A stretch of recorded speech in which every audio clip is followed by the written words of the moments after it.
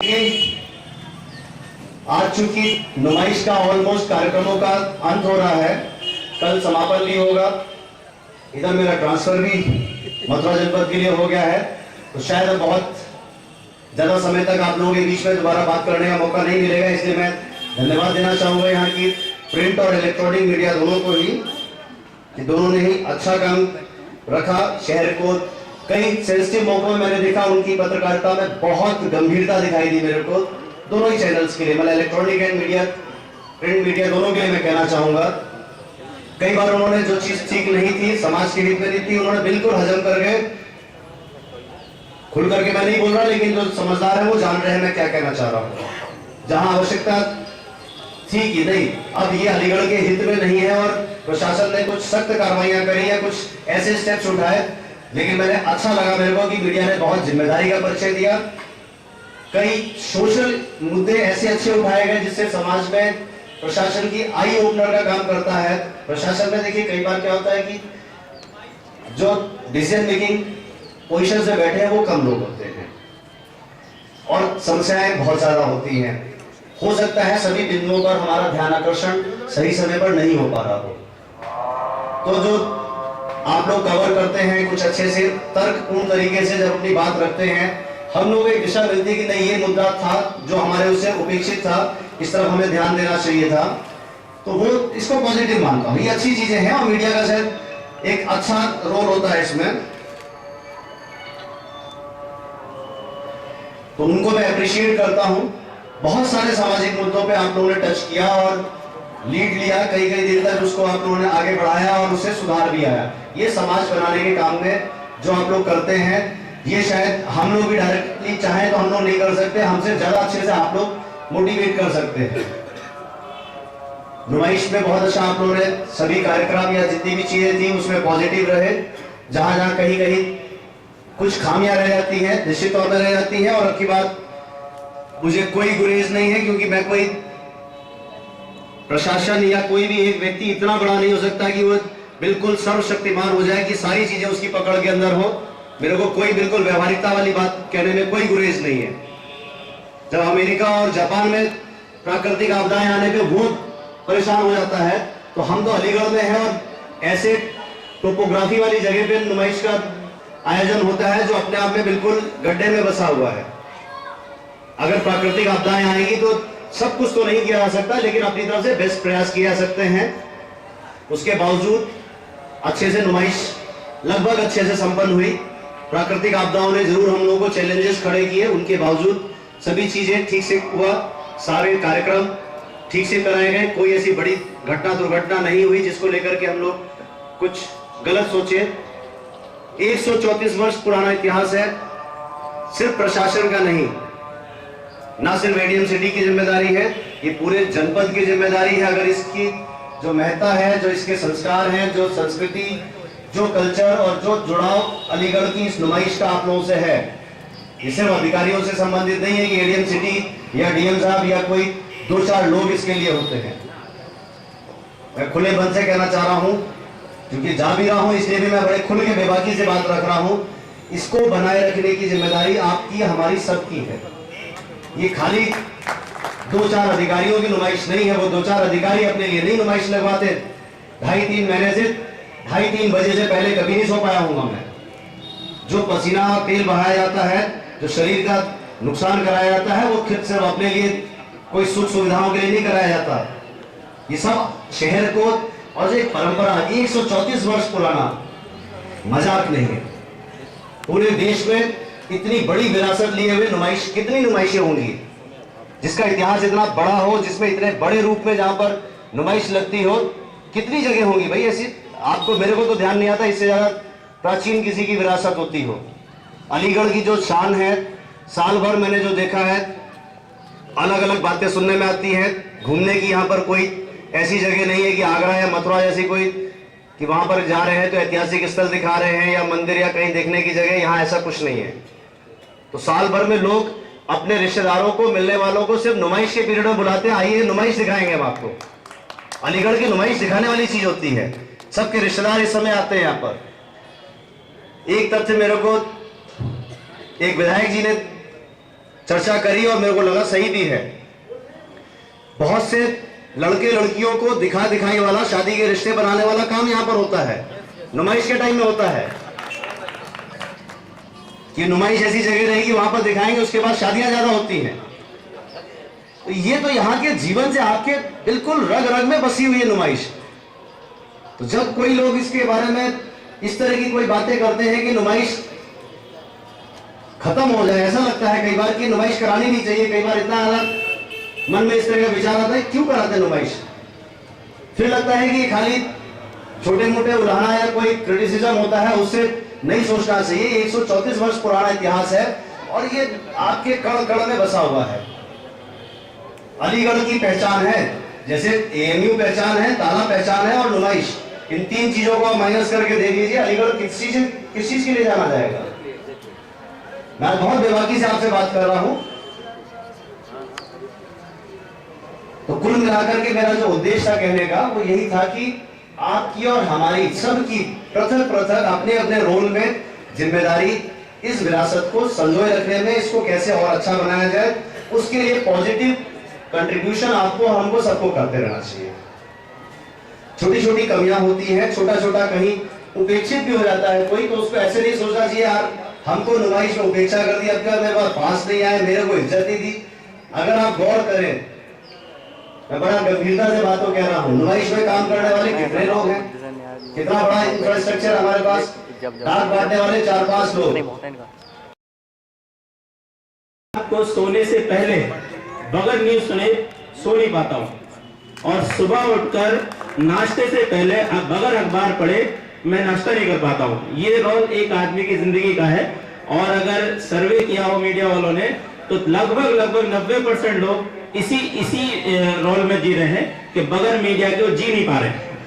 दूसरी चीज, मैं एक बहुत पुरानी बात बता दूं कि मीडिया का इतना बड़ा रोल है हमारी लाइफ में, इतना बड़ा रोल है कि हमारे देवी देवताओं तक को नारद मुनि जी की जरूरत पड़ी थी।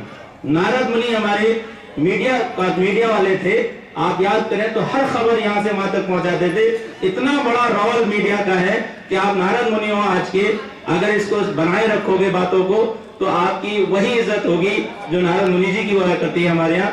बाकी आप लोग अच्छी तरह जानते हैं, सब लोग बहुत अच्छी तरह जानते हैं कि कौन किस तरह की बात आगे बढ़ा रहा है। अगर हम लोग इसके के समय लोकतंत्र की बात करेंगे तो आपसे अच्छी बात कोई नहीं कर सकता है, एक भी आदमी नहीं कर सकता है मीडिया से अच्छी बात। ना कोई प्रशासनिक आदमी कर सकता है, ना हमारे जैसा कोई जूनियर नेता कर सकता है, ना सीनियर नेता कर सकता है, ना ही पार्लियामेंट में। सबसे अच्छी बात पब्लिक तक पहुंचाने वाले आप लोग होते हैं। अगर इस देश को किसी व्यवस्था के लिए संविधान में अगर 3 स्तंभ दिए हैं, व्यवस्थात्मक का, कार्यपालिका और न्यायपालिका, तो चौथा स्तंभ लोकतंत्र का प्रिंट मीडिया और इलेक्ट्रॉनिक मीडिया है, जो इस देश को बहुत अच्छी तरह चलाने में अपनी भूमिका अदा करता है। मेरे भाई ने इमरजेंसी की बात को बहुत अच्छी तरीके से रखा। 26 जून 1975 की वह मध्य रात्रि जिसमें इमरजेंसी लगाई गई थी केंद्र की सरकार के द्वारा, और प्रथम बार इलेक्ट्रॉनिक मीडिया का उदय हुआ था, अरे बहुत बड़े रूप में लोकतंत्र का वह स्तंभ इस देश की जनता के सामने आया। और शायद अगर वो मीडिया न होता तो शायद इमरजेंसी में जो अत्याचार इस देश की जनता पर हुए थे, उन अत्याचारों को रोकने वाला और रुकवाने वाला भी इलेक्ट्रॉनिक मीडिया और प्रिंट मीडिया था। वरना ये अत्याचार इतना बड़ी मात्रा में होता, शायद ये सुनामी रुकती नहीं। मैं तारीफ करती हूँ इस छात्र की। शायद उस समय ये बहुत छोटे होंगे या जन्म हुआ कि नहीं हुआ मुझे नहीं पता, इन्होंने सुना होगा। वो मंजर बड़ा खतरनाक था। मैं 7th क्लास की स्टूडेंट थी, वो ऐसा मंजर था। पर एक वह कार्यक्रम मैं अभी गिरीश भाई से डिस्कस कर रही थी, इस नुमाइश में बहुत पहले हुआ था, एक इतना विशाल पत्रकार सम्मेलन हुआ था और ऐसे मंच पर ऐसे विद्वानों को सुना गया था। मुझे याद आते हैं वो मोहनलाल दीक्षित भाई साहब जो आज नहीं है, हमें याद आते हैं वो निर्मल जी जो आज वो नहीं है, हमें याद आते हैं प्रशांत कुलश्रेष्ठ जी भी, बड़े बड़े पत्रकार। गिरीश भाई का दिया कि देखिए पक्ष भी सामने रखा और विपक्ष भी उन्होंने सामने रखा। और ये लेखनी जो होती है, इलेक्ट्रॉनिक मीडिया जो होता है, वो अपने आप में पूर्ण रूप से स्वतंत्र होते हैं। और जैसे कभी कभी मैं भी बहुत सारी खुरापातें कर जाती थी, लेकिन सुबह मुझे पेपर खोलने में बड़ा डर लगता था, दहशत होती थी कि कहीं ऐसा नहीं है जो खुरापाती में करके आई हुई, जो भी मैंने किया है कहीं वो पढ़ने। एक बार मैंने किसी लड़के की पिटाई की जो लड़की को भगा करके ले गया था और लड़की के साथ भविष्य के साथ खिलवाड़ कर रहा था। और उस समय 3-4 फोटो एक साथ थे, हुआ टमाटर लाल लेकर के मेरे पति श्री ने, क्योंकि जब ज्यादा मैं खुरापाती कर जाती थी तो मैं बड़ा छुपाती थी घर पे जाकर के, लेकिन मीडिया से कोई चीज छुपी नहीं होती थी। तो जब वो पेपर पढ़ा तो हमारे पति श्री ने उस पेपर को बंद करके रख दिया कि आज ये खुरापाती करके आई है, लेकिन हमने घर में नहीं बताया। जब वो खुल गया हमने लिया तो बोले कि पेपर पढ़ा आपने? हमने कि हम पेपर नहीं पढ़ पाए, चलो पढ़ते हैं। हमने पढ़ा और चुप करके अपनी गलतियों को छुपाते हुए वहां से हट गए। तो ये मीडिया वो दर्पण है, वो आईना है कि छुपाए नहीं छुपता है। मेरे भाइयों, मैं इलेक्ट्रॉनिक मीडिया और प्रिंट मीडिया दोनों को ढेर सारी ये शुभकामनाएं देती हूँ कि आपकी खुशबू एक फूलों की तरह हमारे संपूर्ण विश्व को आपकी खुशबू पहुंचती रहे, क्योंकि इलेक्ट्रॉनिक मीडिया वो मीडिया है, पलक झपकते ही कोई घटना घटित होती है तो विश्व के हर टीवी चैनल पर आपको दिखाई दे जाएगी कि ये अमुक घटना कहीं विदेश में हुई या देश में हुई।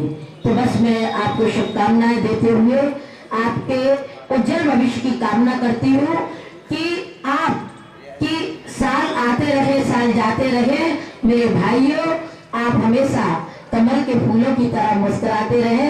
ये मेरी ढेर सारी शुभकामनाएं। इन शब्दों के साथ जय हिंद, जय भारत, बहुत बहुत धन्यवाद।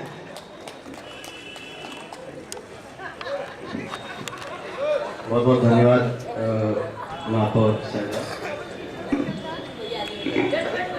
महापौर साहबा के पास समय कम, उनको कहीं जाना है, तो मैं प्रवीण कुमार जी से कहूँगा कि उनको एक पुस्तक और मोमेंटो देके सम्मानित करें, उनको सम्मान दे। कीमती समय निकाल कर वो आई हमारे बीच, हालांकि हर समय जनता के बीच उपस्थित रहती हैं और आज इस कार्यक्रम की गरिमा उनके आने से बढ़ी है।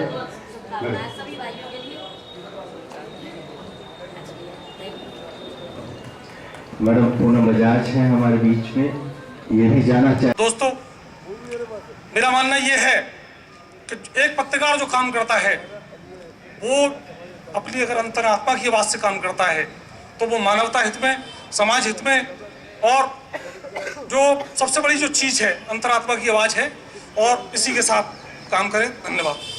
तो 3 लोग जगते हैं, एक पत्रकार होता है, एक पुलिस होती है, पहरेदार होता है। तीनों पीछे हैं, इन पर विशेष जिम्मेदारी होती है। और जितने भी वक्ता आए यहाँ पर सब ये कहते गए कि पत्रकारों की, मीडिया की बहुत बड़ी जिम्मेदारी है, बहुत बड़ी जिम्मेदारी है, बहुत बड़ी जिम्मेदारी है। ठीक है, बहुत बड़ी जिम्मेदारी है, लेकिन हम लोग जो है समाज सुधारक नहीं है। एक बात को गांठ बांध लेनी चाहिए कि पत्रकार जो होता है समाज सुधारक नहीं होता है। समाज सुधारने की दूसरी एजेंसियां होती हैं, पत्रकार तो केवल इशारा भर करता है। जैसे उदाहरण दे रहा हूं, मुजफ्फरनगर में जो कुछ हुआ, मामूली सी छेड़छाड़ की एक घटना थी। यदि उस छेड़छाड़ की घटना को पुलिस प्रशासन कंट्रोल कर लेता तो आज 20,000 मुसलमान विस्थापित नहीं होते। इस बात को किसी ने ध्यान नहीं दिया। जेपी का वो एक बहुत बड़ा आंदोलन हुआ और कांग्रेस गवर्नमेंट को इमरजेंसी लगानी पड़ी। उसके पीछे एक मामूली सी घटना थी। अहमदाबाद के हॉस्टल में खाना खराब बना था। एक लड़के ने खाना खाया, गुस्से में आया, उसने थाली उठा के फेंक दी। लड़के की देखा देखी दूसरे लड़कों ने भी थाली उठा के फेंकी। एक खबर छपी कि हॉस्टल में खाना खराब और हॉस्टल के लड़कों पर लाठीचार्ज हुआ। उसके खिलाफ एक आंदोलन हुआ। पटना के छात्रों ने प्रदर्शन किया और पटना के छात्रों का प्रदर्शन एक जेपी आंदोलन में तब्दील हो गया। छोटी सी घटना थी। खाना खराब नहीं हुआ होता तो जेपी आंदोलन भी नहीं हुआ होता। तो मैं अलीगढ़ इलेक्ट्रॉनिक मीडिया एसोसिएशन की इस प्रथम सम्मेलन के आयोजन के लिए इस एसोसिएशन के अध्यक्ष और उनकी पूरी टीम, अध्यक्ष आलोक सिंह और उनकी पूरी टीम को बहुत बहुत दिली मुबारकबाद देता हूँ। साथियों, आज के इस पत्रकार सम्मेलन में लोकतंत्र में मीडिया की भूमिका, इस विषय पर ये आज आयोजन हो रहा है। बहुत अच्छी बातें वक्ताओं ने कही। इंटेलिजेंशिया यहाँ मौजूद है, सीनियर जर्नलिस्ट मौजूद हैं। जर्नलिस्ट बहुत ही रेस्पेक्टेबल वर्ड है, चाहे वो प्रिंट मीडिया के हों या इलेक्ट्रॉनिक मीडिया के हों। और जो हमारा देश दुनिया का, India is the largest democracy of the world कहा गया है और है भी, जो हमारा देश सबसे बड़ा लोकतंत्र है, और उस लोकतंत्र में मीडिया या प्रेस की जो एक चौथा स्तंभ यानी fourth pillar, fourth estate of the government कहा गया है, along with legislature, executive and judiciary. तो हम लोग जो हैं, हमारी जो सबसे बड़ी जिम्मेदारी है वो उसको, जो पब्लिक की जो एस्पिरेशंस हैं वो पूरी होनी चाहिए। सब ने कहा कि मीडिया मतलब बहुत पावरफुल है और सब अच्छी बात है ये सब, मगर कॉन्स्टेंट्स भी हैं। हमारा कॉन्स्टिट्यूशन जो है उसके आर्टिकल 19(1)A में, कुछ बेसिस में जा रहा हूँ, उसमें right to freedom of expression guarantee किया गया है, मगर उसमें हम लोगों को उस राइट को कितनी जुडिशियसली और कितनी मतलब समाज हित में या सोसाइटी के इंटरेस्ट में उसको एक्सरसाइज करना होता है, वो उसकी भी ज़रूरत है। Pen is mightier than sword, ये वर्ल्ड हिस्ट्री में हम देख सकते हैं। यानी पेन जो हम लोग वील्ड करते हैं, हम लोग सब कलम के सिपाही तो हैं। कैमरा तो बाद में आया। सबसे पहले basically all of us are journalist, चाहे वो मीडिया, चाहे वो प्रिंट के हों, इलेक्ट्रॉनिक के हों, वेब के हों, या कि सबके जर्नलिस्ट हैं। और जर्नलिस्ट वर्ड जो है कितना रेस्पेक्टेबल है। एक जे से शुरू होता है और एक जी से। जो जे से शुरू होता है जर्नलिस्ट, वो जी जो जर्नलिस्ट है वो हैं वो लोग जर्नलिस्ट, यानी मतलब ऑल नोइंग पीपल। वो वाकई में हकीकत है ये, मतलब वी आर जर्नलिस्ट। तो जर्नलिस्ट के हिसाब से जो समाज की कसौटी पर हम लोगों को खरा भी उतरना है, मतलब बैलेंस्ड अप्रोच और प्रैग्मेटिक अप्रोच।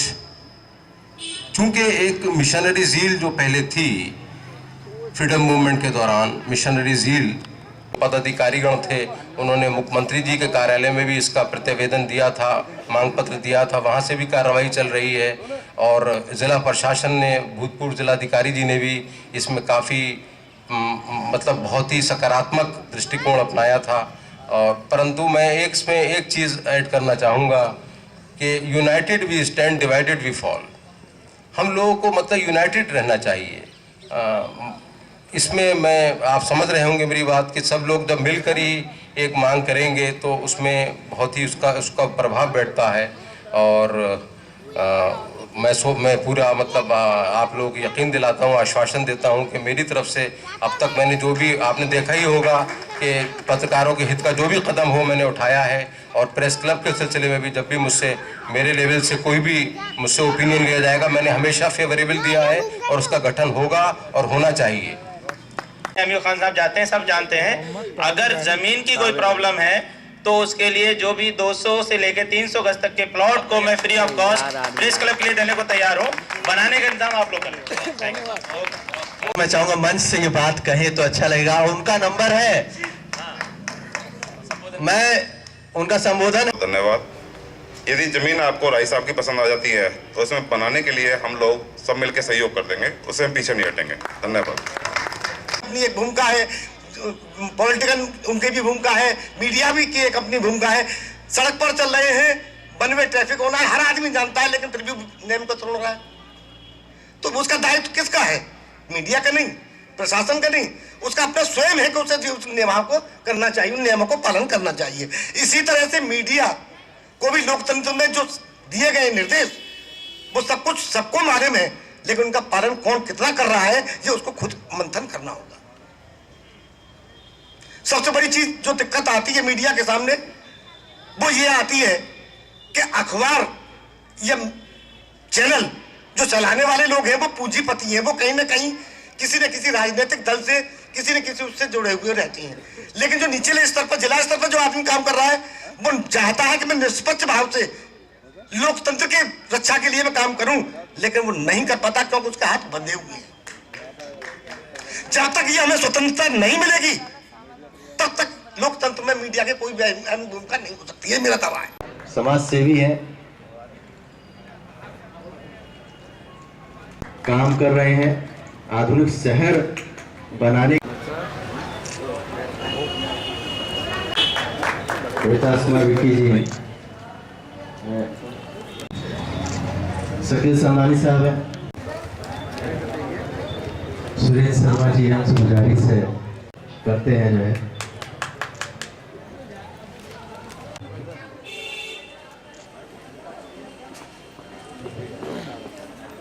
आप लोगों के बिना ये कार्यक्रम संभव नहीं था और मैं चाहूंगा रिंकू शर्मा जी आए और मोमेंटो और पुस्तक देकर उनका सम्मान बनाए।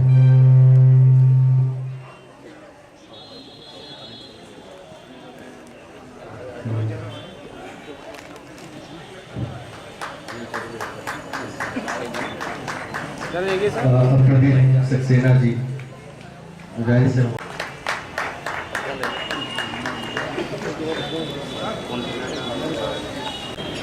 सामने ये सब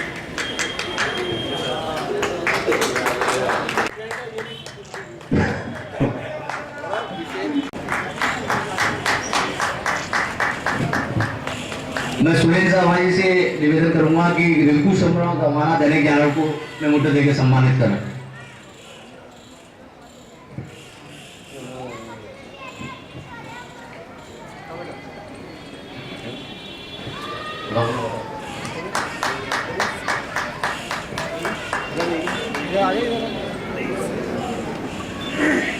मैं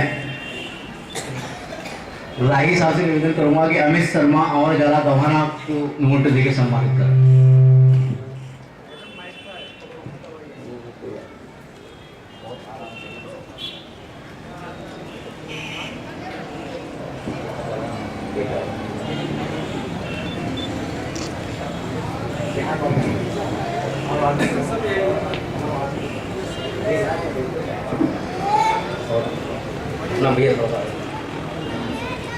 हाँ, तो मैं शकील समदानी साहब से निवेदन करूंगा कि जमाल वर्दी साहब जो हिंदुस्तान से रिपोर्टर हैं उनको आप नोट देकर सम्मानित करें।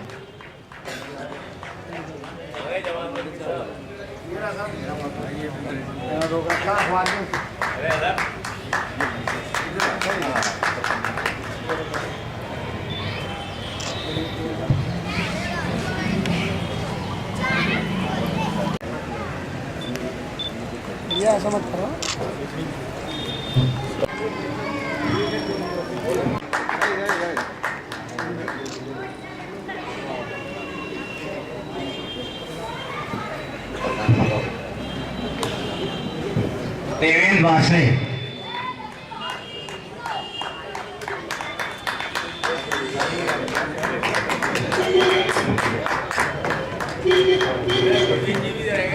प्रवीण कुमार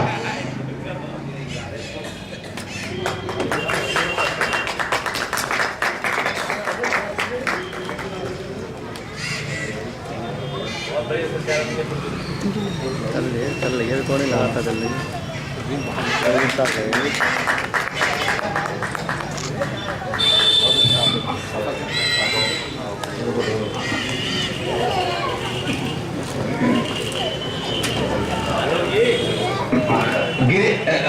मानव गिरीश शर्मा जी से मैं एक बार निवेदन करूंगा कि अर्जुन देव वासने उन्हीं से मतलब ये चाहते हैं कि मोमेंटो लें।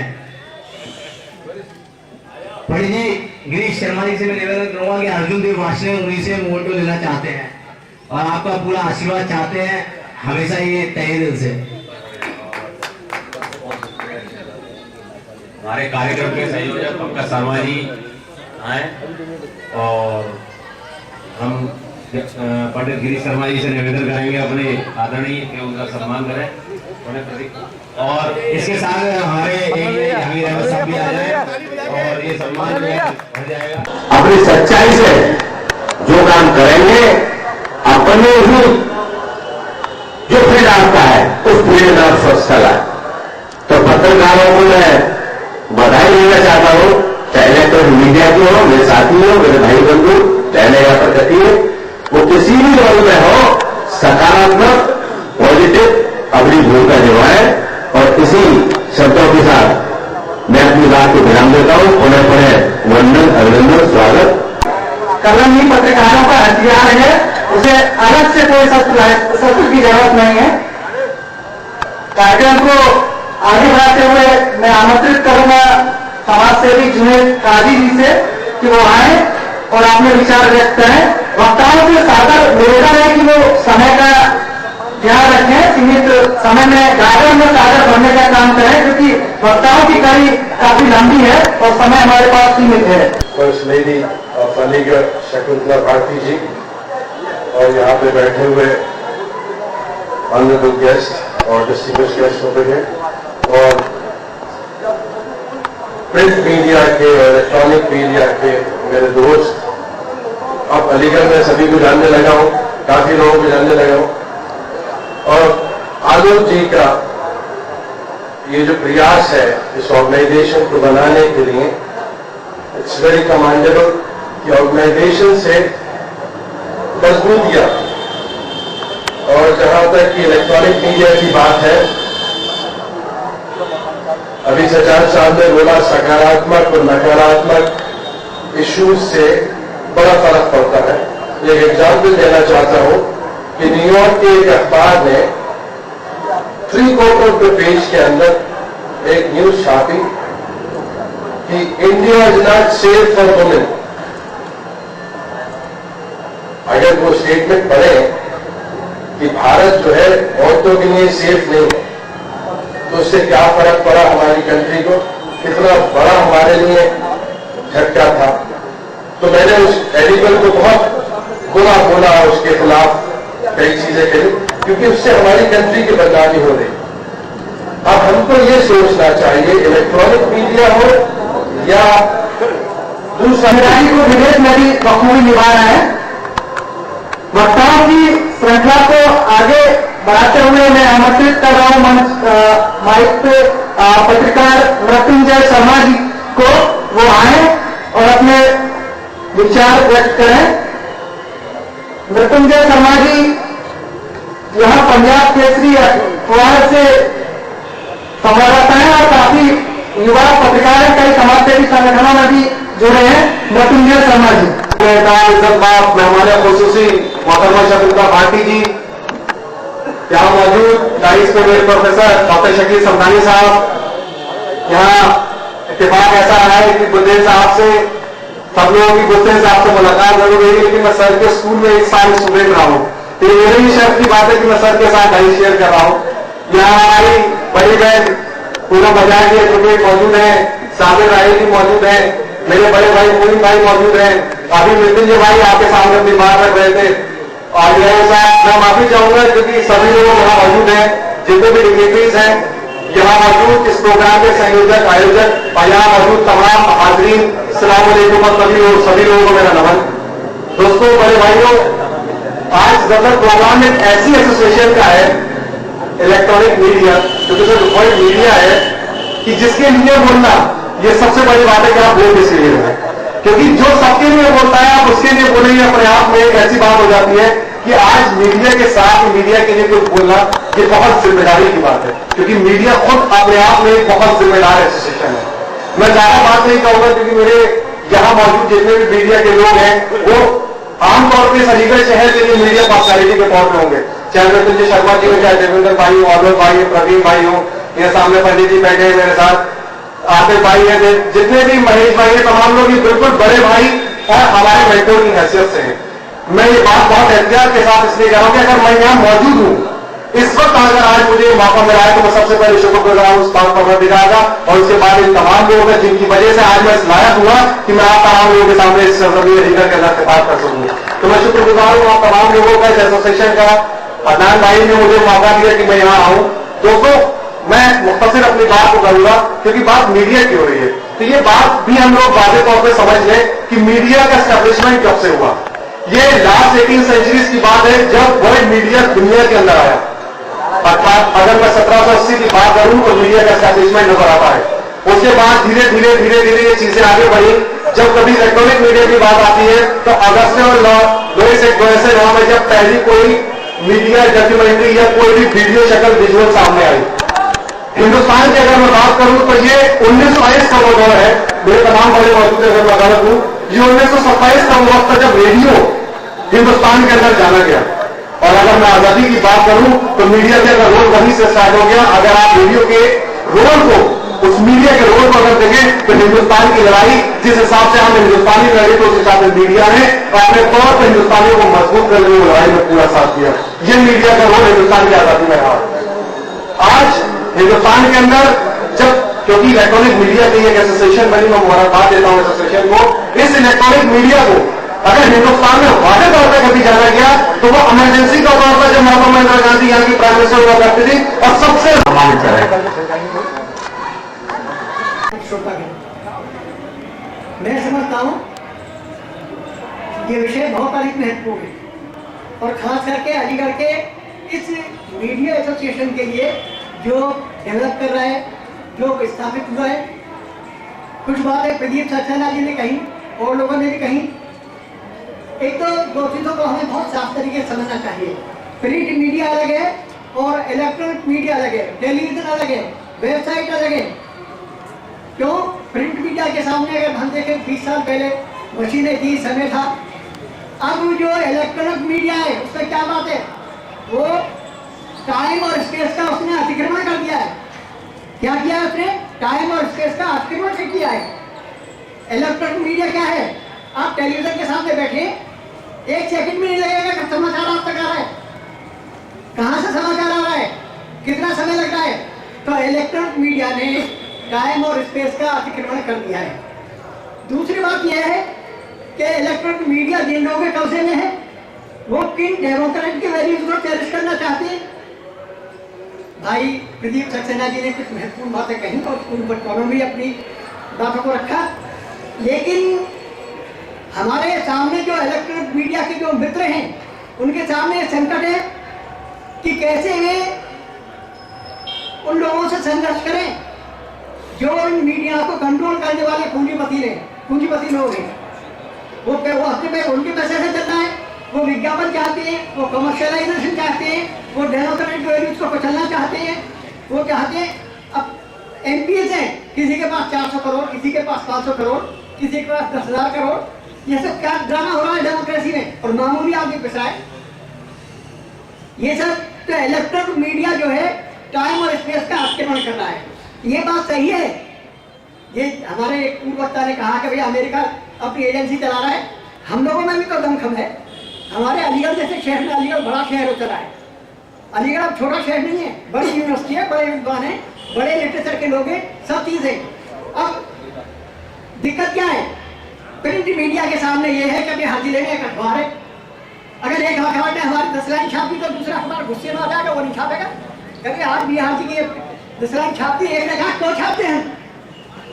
मैं इलेक्ट्रॉनिक मीडिया के सामने कहूंगा कि मेरा दर्शन लंदन के जो राउंड चैरिटेबल ट्रस्ट पे 1.5 साल अंग्रेजों में रहा है और उसे 1000 साल का नया दर्शन बताया गया है। और दूसरी बात ये, ब्रह्मांड और मनुष्य के संबंधों को लेकर के मेरी इस धारणाएं हैं, और इन धारणाओं का असर क्या है मैं विद्वान मित्रों के सामने कहूंगा, विशेषकर इलेक्ट्रॉनिक मीडिया के लोगों के सामने कहूंगा कि हमारी धरती है, धरती अपनी लोहे की कीली पे नहीं घूम रही, ये ब्रह्मांड की कीली पे ब्रह्मांड के संतुलन के साथ, प्रेशर और पुल्स के साथ घूम रही है। तो ब्रह्मांड के धरती अपने जो पथ पर घूम रही है, अपने जो उस पर ऑर्बिट पर घूम रही है, वो कॉस्मिक ऑर्बिट है। हमारी धरती बेसिकली कॉस्मिक अर्थ है, ब्रह्मांड की धरती है। क्यों? ब्रह्मांड के संतुलन के साथ हमारी धरती स्थापित है, संतुलित हो रही है, और 24 घंटे में एक साथ धरती घूमती है, और 1 साल और 1 वर्ष में सूर्य के चारों। तो धरती हमारी जब घूम रही है ब्रह्मांड के संतुलन के साथ, तो हमारा जीवन ब्रह्मांडीय जीवन है, हमारी धरती ब्रह्मांडीय धरती है, हमारा व्यक्तित्व ब्रह्मांडीय व्यक्तित्व है, हमारी पर्सनैलिटी कॉस्मिक पर्सनैलिटी है और कॉस्मिक एस्थेटिक्स है। और मैंने भी कहा है कि ब्रह्मांड का धर्म ग्रहों का धर्म है, ग्रहों का धर्म आदि का धर्म है, ग्रहों का धर्म कविता का धर्म है, कविता का धर्म आदि का धर्म है। मित्रों, मेरा दर्शन 1.5 साल लंदन में जो चैरिटेबल ट्रस्ट पर आए, मैंने कहा अंग्रेजों में डिस्कशन हुआ, मेरी किताब भी आ चुकी है, विद्वानों के सामने है, लेकिन अलीगढ़ के पत्रकारों को इसका पता नहीं। ये कैसी बात है? ये कौन सा इलेक्ट्रॉनिक मीडिया है? आप यहाँ की कल्चर को, यहाँ के लिटरेचर को, यहाँ के अदब को, यहाँ के साहित्य को, यहाँ की संस्कृति को क्यों नहीं आगे बढ़ाना चाहते? क्यों नहीं नई चीजों के सामने लाना चाहते? क्यों नहीं आप अपने चैनल पे हिंदुस्तान की चीजों को लाना चाहते? आप ये कैसे निराश होकर बैठे कि आपके चैनल की खबर बाहर नहीं जाएगी? भैया, भारत एक बड़ा डेवलपिंग कंट्री है, बहुत महत्वपूर्ण देश है, यहाँ पे महत्वपूर्ण मतवाएं हैं, महत्वपूर्ण लोग हैं, और हमारी महत्वपूर्ण उपलब्धियां हैं सभी क्षेत्रों में, घर के क्षेत्र में, साहित्य के में, संस्कृति के में, आर्ट के में, लिटरेचर के में, फिलोसफी के में, हिस्ट्री के में। तो क्यों उन चीजों को आप लोग आगे न बढ़ाएं? और डेमोक्रेटिक वैल्यूज को आप चेंज करना आपका काम है। एक बात और मैं कहूंगा, लोग कह रहे हैं चौथा स्तंभ है डेमोक्रेसी का, मैं कहूंगा सबसे बड़ा स्तंभ यही है, मीडिया का जो स्तंभ है, और तीनों स्तंभों को ये कंट्रोल करता है। ये बहुत फोर्सफुल है, बहुत महत्वपूर्ण है, ये राई को पहाड़ और पहाड़ को राई बना सकता है। आप ये समझें कि आप 3 स्तंभ जो उनके कंट्रोल में, नो एट ऑल, आप तीनों स्तंभों को कंट्रोल कर सकते। तो मैं अपने नौजवान मित्रों से कहूंगा कि they have to rethink about all that and they have to lay out new projects and new plans. Thank you.